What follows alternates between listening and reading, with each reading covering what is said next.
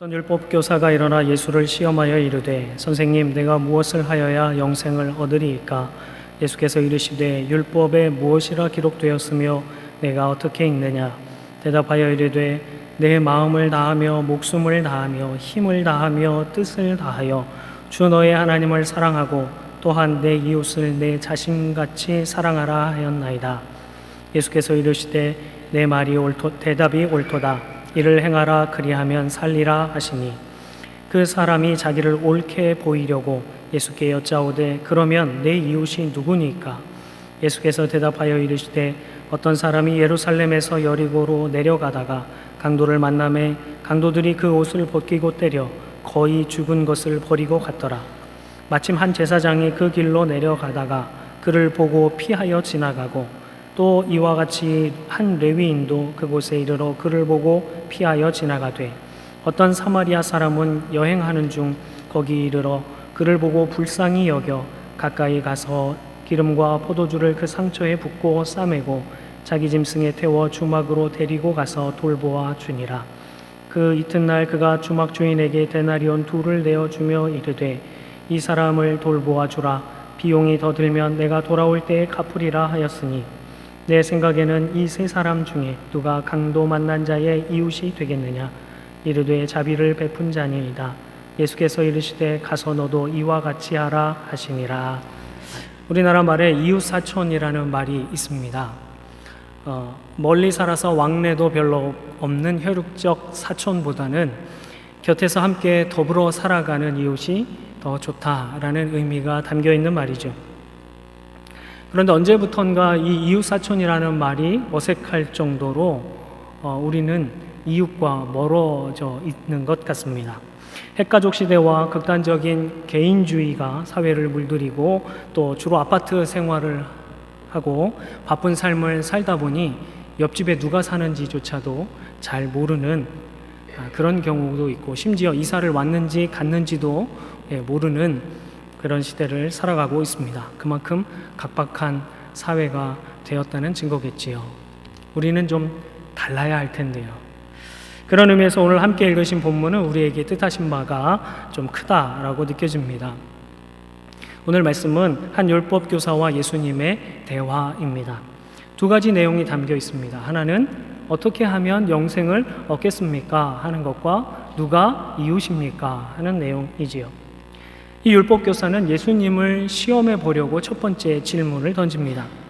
자신이 율법을 가르치는 교사로서 예수님보다 더 율법을 잘 알고 또 잘 행하고 있다고 생각한 것 같습니다. 그래서 많은 사람들이 그의 가르침이 정말 대단하다라고 하는데 얼마나 알고 있는가, 얼마나 잘 알고 있는가, 내가 가르치는 것보다 더 잘 아는가, 얼마나 권세 있는가, 이런 것들을 시험해 보고 싶었던 것 같습니다. 첫 번째 질문은 어떻게 해야 영생을 얻겠는가 하는 것이었어요. 이에 예수님은 율법에 무엇라고 기록되었고 어떻게 읽느냐라고 되물으시죠. 그렇게 말씀하시자 자기가 자신이 있는 율법에 관한 질문이라 자신 있게 확신을 가지고 대답합니다. 마음을, 목숨을, 힘을, 뜻을 다해 하나님을 사랑하고 또한 내 이웃을 내 자신같이 사랑하라 하는 것입니다. 이렇게 대답을 하지요. 예수님은 그의 대답이 옳다라고 대답하셨습니다.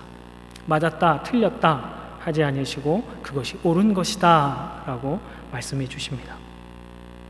그랬더니 이 율법 교사가 자신이 옳게 보이려고 그런 의도를 가지고 좀 좋지 않은 의도를 가지고 2번째 질문을 합니다.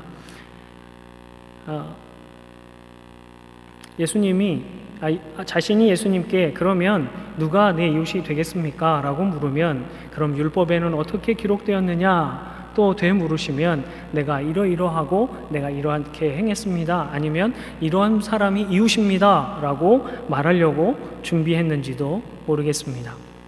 그런데 예수님은 되묻지 아니하시고 이때 하나의 예로 이웃에 대한 정의를 내려주십니다. 우리는 이 본문에서 늘 선한 사마리아인처럼 되어야 한다는 윤리적 설교를 할 때가 많습니다. 하지만 이 본문은 그것만 말씀하시는 것은 아닙니다. 그것이 무엇인지 함께 살펴보겠습니다. 어떤 사람이 있었습니다. 이 사람은 예루살렘에서 여리고로 내려가고 있었습니다. 그 사람이 가는 도중에 강도를 만났고 그 강도들이 그의 옷을 벗기며 거의 때려서 거의 죽은 것을 그냥 버리고 가버렸습니다. 마침 아주 때마침 그때 제사장이 내려가다가 강도 만난 자를 보게 됩니다. 그리고 그를 보고 피하여 갑니다. 여긴 크게 두 가지 이유가 있을 것이라고 생각됩니다. 첫째는 아직 강도가 주변에 있을지 모른다. 나도 강도를 만나면 어떻게 하지? 하는 두려움이 있었습니다. 또 하나는 그 사람이 죽었으면 내가 그 사람을 가까이 하고 만짐으로 내가 부정하게 될까 봐 피하여 지나갔을 것이라고 율법 때문에 율법으로 자신을 정결케 하고자 하는 마음이 컸기 때문에 내려갔다고 지나갔다고 봅니다. 그런데 내려갔다라는 단어에서 볼 때 이미 그는 성전에서 섬길 이유가 없었습니다. 그 사람을 도와주어도 되는 사람이었음에도 불구하고 그자의 생사를 확인도 하지 않고 그냥 내려가 버리고 맙니다. 지나가고 마는 것이죠.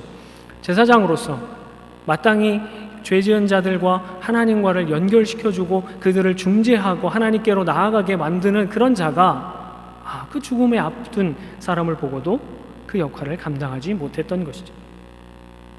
그 뒤에 레위인도 이와 같이 그곳에 이르게 되지만 역시 보고 피하여 갑니다.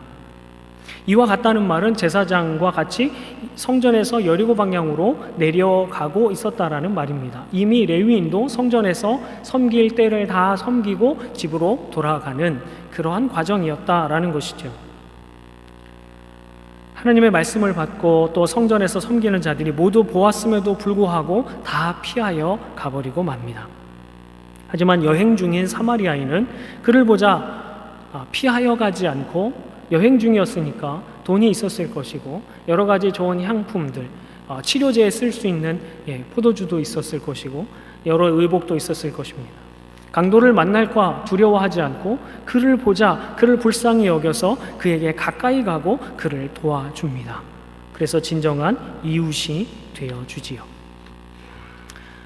우리는 이 본문에서 사마리아인처럼 선한 이웃이 되자 하는 윤리적인 부분만 터치하고 가서는 안 됩니다. 이 예화는 누가 이웃인가 하는 것에 대한 예수님의 대답이시고 이웃에 대한 정의이기 때문입니다. 그럼 과연 누가 이웃일까요? 지금 나의 도움이 필요한 자, 그가 바로 이웃입니다. 내게 하나님께서 도울 수 있는 자를 보여주시는 자, 그가 바로 나의 이웃이고 내가 그의 이웃이 되어 주어야 한다라는 것입니다. 그가 나에게 좋은 것을 주고 나의 마음을 유쾌하게 하고 나에게 도움이 되는 사람뿐만 아니라 나에게 피해를 주고 나에게 원수 같은 사람일지라도 그 사람을 나에게 보여주시면 그 사람이 곧 나의 이웃이다라는 것입니다. 내게 잘하는 자에게는 누구나 잘할 수 있습니다. 그러나 하나님께서 예수 그리스도께서 오늘 이 시간 이 말씀을 통해서 우리에게 정의 내려주시는 이웃은 내게 보여주신, 내게 보내주신 나의 도움이 필요한 모든 자입니다. 그 사람이 누구인지 어디까지인지 알 수 없지만 지금 아무것도 할 수 없는 자를 보여주신다면 그 사람이 바로 내가 이웃이 되어 주어야 하는 사람인 것이죠. 어쩌면 율법 교사는 그저 유대인에게만 잘 해줬을지도 모릅니다. 그래서 자신이 옳은 사람, 즉 율법에 쓰인 대로 이웃을 잘 섬긴 사람이라고 네가 옳았다라고 칭찬하실 줄 알았을지도 모르겠습니다. 그런 마음을 아시는 예수님께서는 사마리아인까지도 이웃이 되어야 한다는 점을 예수님은 말씀하시는 것입니다. 너희가 개와 짐승마도 만도 못하게 취급하는 그 사마리아인도 우리의 이웃이 되어야 한다라고 말씀하시는 것이죠. 하나님은 나의 도움이 필요한 자, 나로부터 하나님의 도움을 공급받게 하실 자를 보게 하십니다. 그가 나의 원수일지라도 바로 이런 자가 나의 도움이 필요한 이웃입니다. 우리는 이렇게 보여주실 때 기꺼이 다가갈 수 있는 이웃이 되기를 간절히 바랍니다. 그러면 우리에게 이웃이 되어 주어야 할 자들, 또 우리의 이웃을 보여주실 때에 우리는 무엇을 해야 할까요? 첫째는 불쌍한 마음을 가져야 합니다. 그것이 예수님의 마음이기 때문에 그렇죠. 주님이 보여주실 때는 분명 주님의 마음을 주십니다. 그런 마음을 주실 때는 그를 불쌍히 여기고 그냥 지나쳐서는 안 됩니다. 불쌍한 마음을, 그를 보게 하시고 불쌍한 마음을 갖게 하셨다면 그 다음엔 그에게 가까이 가야 합니다. 멀리서 지진이 일어났습니다. 그래서 여기와 정말 거리가 먼 고성 지역에서 지진이 났다고 봅시다. 뉴스로 접했습니다. 불쌍한 마음, 이것으로 그쳐서는 안 된다라는 것입니다. 정말 하나님께서 이때에 그 부분을 보여주시고 불쌍한 마음을 주신다면 그에게 가까이 가야 합니다. 어려운 이웃을 보고 불쌍해라, 잘 돼야 될 텐데, 따뜻하게 지냈으면 좋겠는데, 배불렀으면 좋겠는데, 누가 도와주면 좋겠는데 하지 말고 주님이 보여주실 때 마음이 동하였다면 내가 움직여 가까이 갈 수 있기를 바랍니다. 가까이 가서는 싸매어 주는 것입니다. 실제로 어려움 당한 이웃을, 그 부분을, 어려움을 가려주어야 한다라는 것입니다. 그냥 가까이 가서 보고 그의 비참한 처참한 모습을 보고 이러고 가서는 안 됩니다. 그것은 도움이 아니고 동정일 뿐입니다. 그를 비웃는 것입니다. 이런 사람은 이웃이 아닙니다. 지금 당한 어려움을 가리워 주었다면 그 뒤에는 그를 돌보아 주어야 합니다. 지금 내가 아무것도 할 수 없는 그 사람에게 그의 부끄러움과 어려움을 가리워 줄 뿐만 아니라 그를 돌보아 주어서 그가 다시 일상적으로 돌아갈 수 있도록, 다시 하나님을 바라볼 수 있을 때까지 우리가 책임을 지는 것입니다. 그가 하나님의 자녀로 생활할 수 있도록 버팀목이 되어주는 것까지 가는 것이 이웃입니다. 발이 부러지면 기부스를 합니다. 그러면 스스로 걷기가 불편합니다. 그럴 때 걸어 다닐 수 있을 때까지 목발이 필요한 것처럼 그를 돌보아 주어야 합니다. 우리 옆 사람 앞뒤 좌우 한번 얼굴을 바라보시죠. 이렇게 생각하시면 안 됩니다. 이 사람이 나를 도와줄 사람이야, 이렇게만 생각하시면 안 됩니다. 나의 도움이 필요한가, 이렇게 바라볼 수 있기를 바랍니다. 우리가 이렇게 이웃이 되어서 불쌍한 마음을 가지고 그를 가까이 가고 그를 싸매어 주고 그를 돌보아 주어서 다시 하나님의 사람으로 믿음 가운데 굳게 서게 하기 위해서 우리는 어떻게 변해야 할까요? 지금 우리의 모습에서 어떻게 변해야만 그 모습을 가질 수 있을까요? 첫 번째로는 우선순위가 바뀌어야 합니다. 무엇이 바뀌어요? 우선순위가 바뀌어야 합니다. 제사장도 레위인도 그냥 지나쳐버린 이유는 자신이 먼저였기 때문입니다. 지금 하나님께서 보여주시는 불쌍한 이웃, 도움이 필요한 그 이웃이 아니라 내가 해를 입지 않을까, 내가 더럽혀지지 않을까라고 생각하는 나 중심의 모습이었기 때문에 그는 하나님의 사랑을 베풀지도 못했고 이웃이 되어주지도 못했습니다. 우리가 주님이 보여주시는 그런 이웃에게 참된 이웃이 되어주기 위해서는 우선순위가 나에서부터 이웃으로, 이웃에서부터 주님으로 바뀌어야 합니다. 그렇지 않으면 하나님의 말씀대로 살아갈 수가 없습니다. 하나님의 말씀은 들을 수 있으나 그 말씀대로 손과 발이 되어 살아갈 수는 없다라는 말입니다. 둘째로, 시간을 투자해야 합니다. 이웃에게 이웃이 되어주기 위해선 시간을 투자해야 한다라는 것입니다. 여러분, 1초가 모여서 60초가 모이면 뭐가 되지요? 1분이 됩니다. 1분이 60개가 모이면 어떻게 되죠? 1시간이 되지요. 1시간이 24개가 모이면 하루가 됩니다. 그것이 30일이면 한 달, 그것이 12개면 1년, 그것이 10개면 10년, 그것이 10개면 100년이 됩니다. 오늘 우리 청년들과도 함께 나누었는데요. 그렇다면 time is 뭐가 될까요? 뭐니? 청년들하고 똑같은 대답이 나왔습니다. time is 뭘까요? 1초 1초가 모여서 100년이 됐습니다. 시간은 곧 뭘까요? 네? 일생. life. time is life. time is 생명. 시간이 꼴 생명이 되는 것입니다. 하나님이 우리에게 이 성경이라고 하는 말씀, 하나님의 뜻을 우리에게 전해주셨습니다. 이것을 쫙 압축하면 10가지가 나오지요. 우리는 이것을 뭐라고 부르나요? 십자로 시작하고 명자로 끝나는 세 글자 그걸로 생각을 하지요. 이 십계명을 다시 한번 확 짜면 뭐가 나올까요? 몇 개가 남지요? 2개가 남습니다. 하나님을 사랑하고 이웃을 사랑하는 것이죠.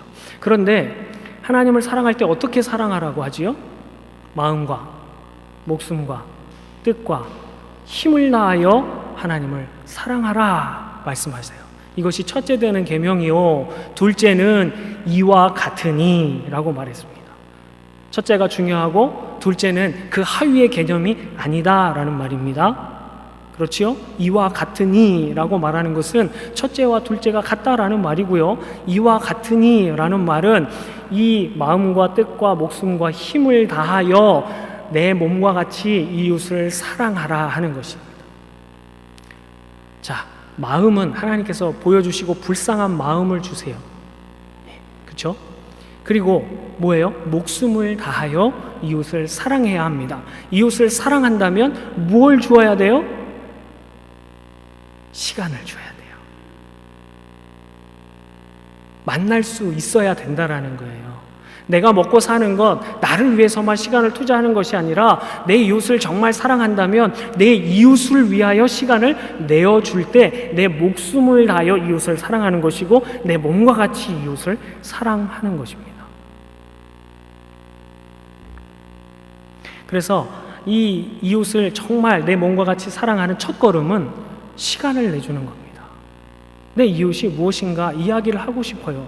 차 한잔 했으면 좋겠어요. 밥 한번 내가 살게요. 이러는데도 시간을 안 내주는 사람도 있진 않으시겠지요. 그렇죠? 시간을 내주는 것, 그것이 내 이웃이 되는, 진정한 이웃이 되는 첫걸음입니다. 이 일을 위해서 하나님은 육신을 입으셨습니다. 시공을 초월하여 계신 분이 자신이 창조하신 시간 안으로 들어오셨습니다. 그 주님이 어떠한 모습으로 우리에게 다가오실지 모릅니다. 우리에게 보여주시는 그 이웃을 외면하지 마시고 그들에게 시간을 내어줄 수 있는 우리 성도님들 되기를 간절히 바랍니다. 어떤 친구가 고등학생인데요, 전화가 왔습니다. 목사님, 저 죽고 싶어요. 죽을 거예요. 한강에 왔어요. 라고 전화를 했습니다. 어떻게 해야 될까요?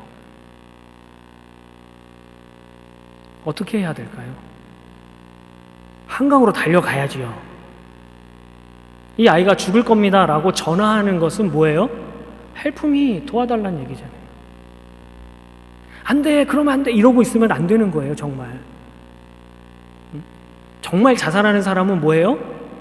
연락 안 하지요. 그러나 연락하는 것은 도와주세요 라고 하는 거죠. 이런 도움을 받으면 어떻게 해야 돼요? 무엇을 하든지 내려놓고 그곳으로 내 시간을 쏟아 주어야 되는 것입니다. 그러면 생명을 살리는 것입니다. 만나자고 하면, 힘들다고 하면, 외롭다고 하면, 아프다고 하면 일단 시간을 내어줄 수 있는 성도님들이 되기를 간절히 바랍니다. 세 번째로는 비용을 지불해야 합니다. 야, 내가 시간을 내줄 테니까 네가 밥 사, 커피 사, 뭐 사, 뭐 이렇게 해서는 안 된다라는 것입니다. 우리에게 마음, 마음도 다하여 그랬죠. 마음을 다하여 하나님을 사랑하라, 이웃을 사랑하라 라고 말했습니다. 그러면 진정한 이웃이 되기 위해서는 시간만, 내 목숨만 투자할 뿐만 아니라 내게 있는 비용도 투자할 줄 알아야 합니다. 왜냐하면 물질이 있는 곳에 마음도 있기 때문에 그렇습니다. 내가 너를 도와줄게. 그런데 내가 너랑 같이 있을 수 있는데 나한테 뭐 해달라고 하지는 마. 이러면 안 되는 겁니다. 배고픈 사람에게는 같이 있어주는 게 별로 도움이 안 됩니다. 배고픈 사람에게는 무엇이 필요하죠? 밥이 필요하죠. 밥을 사주는 것이 마음을 나누는 것입니다. 마음을 다해 하나님을 사랑하고 섬기시기 바랍니다. 이웃을 향해서도 마음을 나누시기 바랍니다. 립 서비스가 아닌 실제적인 도움, 물질적 헌신을 하시기 바랍니다. 요한 웨슬레가 이런 말을 했습니다.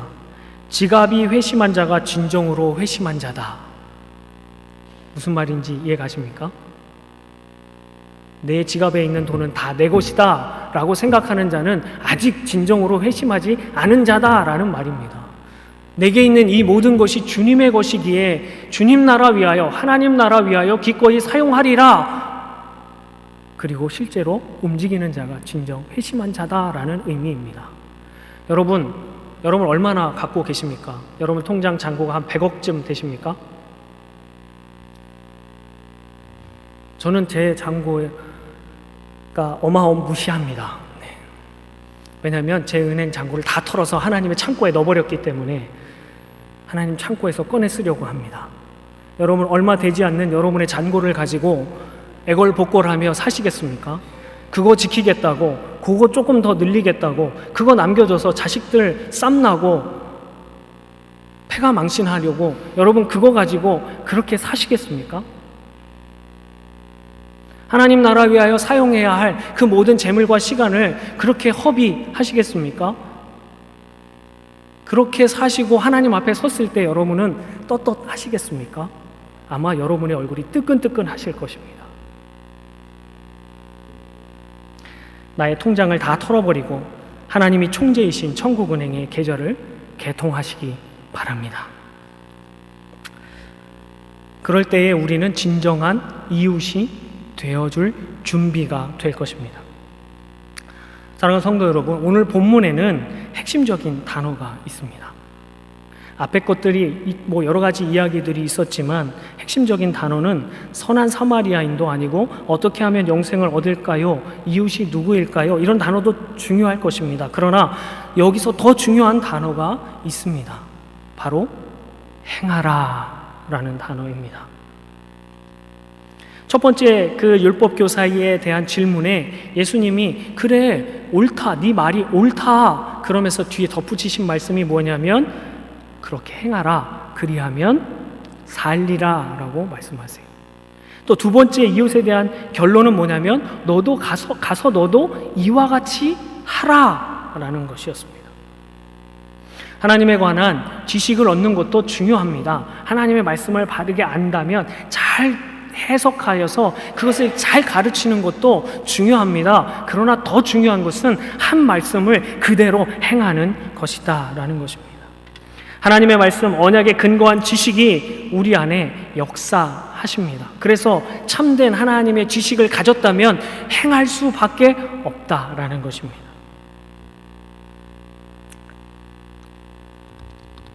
그래서 오늘 본문에 보면 28절에 이를 행하라 그리하면 살리라 하셨고 37절에도 가면 가서 너도 이와 같이 하라 라고 말씀하십니다. 율법교사는 알기는 잘 알았지만 실행은 하지 않았다는 것이죠. 잘 그 부분을 잘 지식적으로 해석하고 깨닫고 잘 가르치지만 너는 행하지 않았다. 그래서 영생을 얻고자 한다면 그렇게 하나님을 사랑해라. 그렇게 이웃을 사랑해라. 그러면 살 것이다. 영생을 얻을 것이다. 라고 말씀해 주시는 겁니다. 오늘도 우리가 주의 말씀을 들었습니다. 깨달았습니다. 우리의 머리가 한 단어, 한 주먹, 한 발걸음만큼 더 커졌을지도 모르겠습니다. 우리의 몸은 얼마나 자랐을까요?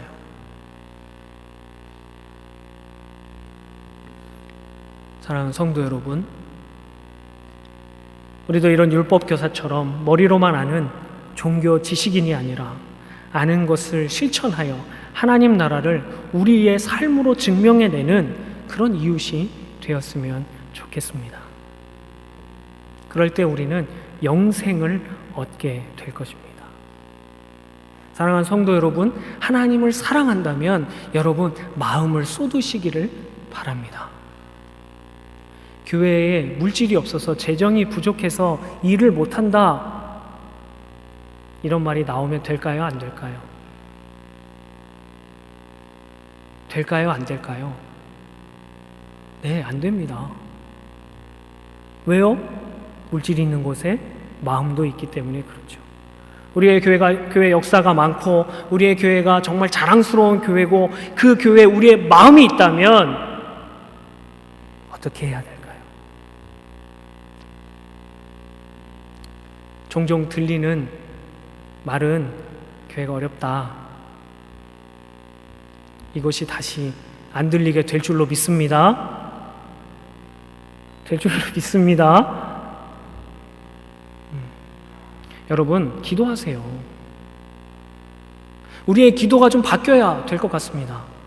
하나님, 내 능력에 맞게만 일할 수 있게 해주십시오. 이렇게 기도하면 안 되잖아요. 하나님의 일, 하나님의 자녀들이 하나님 나라 위하여 살아갈 때 어떠한 일이 맡겨지든지 그거 해야 되잖아요. 그렇죠? 그렇다면 우리의 기도는 어떻게 바뀌어야 될까요? 하나님, 교회 리모델링 한다고 하는데 필요한 재정을 주십시오. 기도해야지요. 일을 한다고 맡겼는데 하나님 저보고 글쎄 교사를 하라고 합니다. 교사를 할 수 있는, 참된 교사가 될 수 있는 능력을 주십시오. 주의 일을 누가 내 능력으로 합니까? 우리의 기도가 바뀌어야 돼요. 주님, 교회에 재정이 부족하다고 합니다. 이 일을 감당할 능력을 주십시오. 그럼 주시지 않겠어요?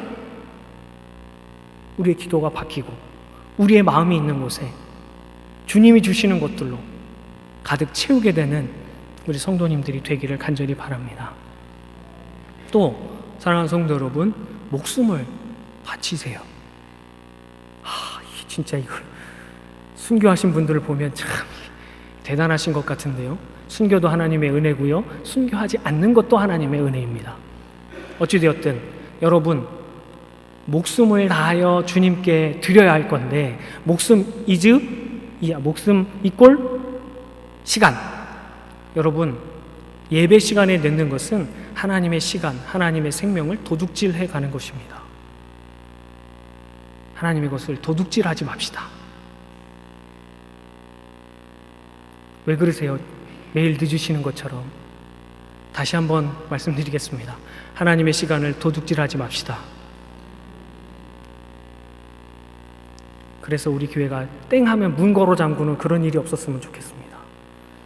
땡 하기 전에 앞자리부터 꽉 차 있었으면 좋겠습니다. 여러분의 마음이 주님께 있기 때문에, 목숨을 다하여 주의 말씀을 사모하기 때문에, 목숨을 다하여 예배를 사모하기 때문에 그렇게 될 줄로 믿습니다.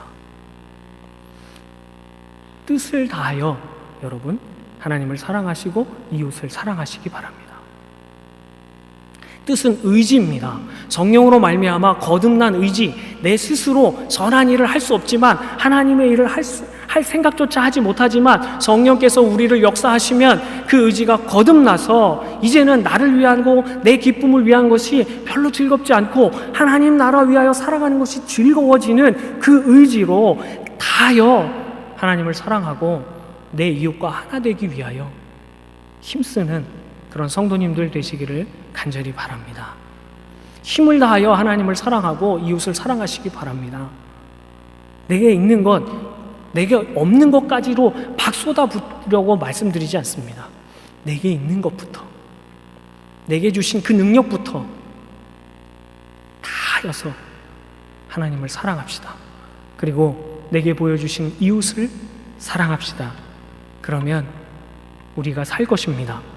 교회가 살아날 것입니다. 이 나라와 민족이 살아날 것입니다. 하나님의 나라가 우리를 통하여 이루어질 것입니다.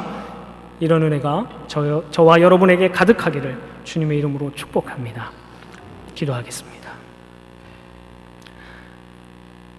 우리의 이웃이 되어주실 뿐만 아니라 이제 요한복음 15장의 말씀처럼 우리를 친구라 불러주시고 우리의 친구가 되어주시는 하나님 아버지 감사합니다. 주님은 친구를 위하여 목숨을 버리는 것보다 이에 더 큰 사랑이 없다라고 주님 말씀하셨습니다. 그리고 그것을 몸소 보여주셨습니다. 그리고 주님 오늘 우리에게 말씀하십니다. 누가 이웃이 되겠느냐? 주님께서 우리에게 보여주시는 그 이웃을 향하여 하나님 우리의 우선순위와 우리의 가치를 바꾸게 하여 주시고 시간을 투자하고 물질을 투자하여 하나님 그 이웃을 불쌍히 여기고 가까이 가서 싸매어주고 그를 돌보아 주어서 다시금 하나 되어 하나님 나라를 꿈꾸는 우리들이 되기를 간절히 소망합니다. 하나님 우리가 지식적으로만 아는 것이 아니라 주의 심장 가지고 주의 손과 발이 되어서 하나님 이 일들을 이루어 가게 하여 주시옵소서. 주께서 우리에게 보여주시는 그것은 놓치지 않고 하나님 기도하며 능력을 구하며 그렇게 달려가며 함께 그리스도의 몸을 세워가는 참된 이웃이 되는 우리 모든 서문의 식구들이 되도록 주여 인도하여 주옵소서.